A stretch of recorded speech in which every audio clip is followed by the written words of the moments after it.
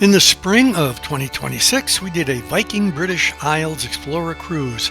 We hit ports in London, Dover, Liverpool, Dublin, Belfast, Holyhead, Ullapool, the Orkney Islands, Edinburgh, Aberdeen, the Shetland Islands, and ending in Bergen, Norway. When we left Canterbury, it didn't occur to us that we would be sailing the English Channel and then the Celtic and Irish seas, not realizing that the Irish Sea has notoriously rough waters. When I was reading what people were saying about this cruise on Facebook, no one mentioned that. Well, I am mentioning it now. How were we surprised? We were not able to dock directly in Dublin, so we had to take a tender in. That tender is actually a misleading name for a lifeboat, but it was and probably is a rough ride into the port. Then the tender turns around and goes and gets another batch of people. But we all made it. Both of us had been to Dublin before, so we took the included excursion bussing around Dublin and then going to St. Patrick's Cathedral, which we had been to before and even attended a service there. The Dublin Docklands transferred into a fashionable and expensive area between the late 1990s and early 2010s, evolving from a derelict industrial zone into the Silicon Docks, hub for global tech giants like Google, Facebook, and Airbnb, established their European headquarters, driving up property values and transforming the area into a premier high-cost location. These stone towers are Martello Towers, a series of small circular defensive forts built between 1804 and 1808 to protect against a potential invasion by Napoleon's French army. The big square aluminum-looking building with the twin smokestacks is the Poolbeg generating station. The seal on the iron gate fence in front of St. Patrick's Cathedral is the official coat of arms and common seal of the cathedral. I always found it a little odd saying that a building of peace has a coat of arms. St. Patrick's Cathedral, founded in 1191 and built 1191 and 1270 on the site of an earlier wooden church. The current stone Gothic structure was largely constructed in the 13th century. It is the largest cathedral in Ireland and is the national cathedral of the Church of Ireland. It's built next to an ancient holy well where St. Patrick is said to have baptized converts around 450 AD. While a church has existed on the site since 890, it was elevated to a cathedral in 1191. The building suffered significant damage from a storm in 1316 and a fire in 1362. During the Reformation in 1537, it was converted to an Anglican church, and later Oliver Cromwell's troops used the nave as a stable during the 1649 to 1653 conquest of Ireland. The author of Gulliver's Travel, Jonathan Swift, was Dean of St. Patrick's from 1713 to 1745 and is buried on site. There is also a death mask here. The cathedral was heavily restored between 1860 and 1865, funded by Sir Benjamin Lee Guinness, the beer guy.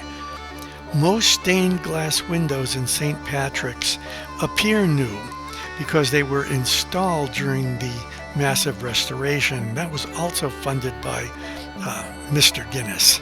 In 1870, it was officially recognized as the National Cathedral for the Church of Ireland. From 1783 to 1871, it served as the chapel for the Order of St. Patrick, and their banners still hang in the choir stalls. Ireland's first university was founded at the cathedral in 1311, and the famous choir school founded in 1432, which still performs daily. I was once told a phone call from here to heaven is a local call. The massive floor-to-ceiling monument featuring kneeling figures often perceived as family members or nuns. Below a tomb is the Boyle Family Monument, erected in 1632 by Richard Boyle, the first Earl of Cork. Dublin's history spans over a millennium, evolving from a 9th century Viking settlement called the Blackpool, with a fortified base on the River Liffey.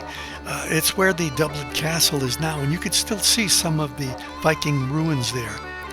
It unfortunately quickly grew into one of Western Europe's largest slave trading and transit ports.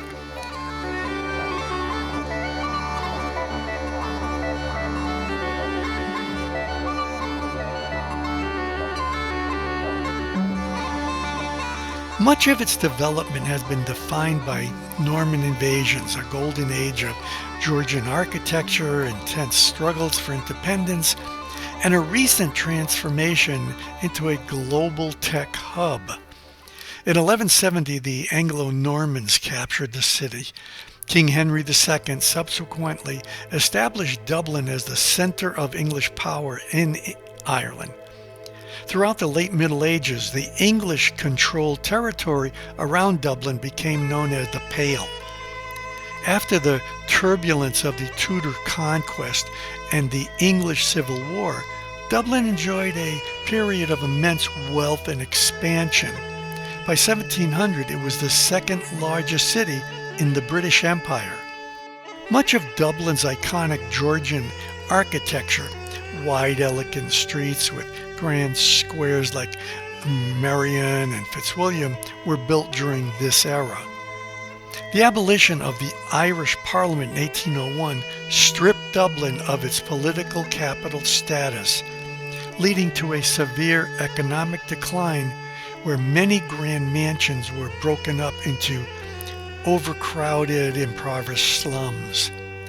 In the early 20th century, marked by intense conflict, including the 1913 Dublin lockout, the 1916 Easter Rising, which heavily damaged the city center, the Irish War of Independence, the Irish Civil War, Dublin became the capital of the Irish Free State in 1922 and the Republic of Ireland in 1949. This is a walk through the Marion Park. This park is preferred by the locals because St. Stephen's Park is considered too busy, especially because of the many tourists and the closeness to the shopping areas. The Victims is a bronze sculpture group. It features a dead soldier on a bier, flanked by two women, his wife and mother, symbolizing the universal mourning and emotional devastation of war. The triangular pyramid-shaped monument is the National Memorial to members of the Defence Forces. It's dedicated to Irish Armed Forces personnel, Army, Navy, Air Corps, and Reserve, who died in service. It has an internal flame in the middle, surrounded by figures standing guard. The Oscar Wilde statue features a colorful life-size sculpture of the author lounging on a boulder opposite his childhood home. The statue features a split facial expression, one side smiling, the other side somber, to represent the dual nature of his life, showcasing his brilliant wit along with the tragic, broken man he became after his imprisonment for being homosexual. The statue of the naked pregnant woman near the statue of the sculpture is of Oscar Wilde's wife. She's depicted kneeling on a black granite pillar representing life. They had two sons together. Today, Wilde would probably be considered bisexual more than homosexual, since they did seem to have what was considered a normal relationship at the beginning.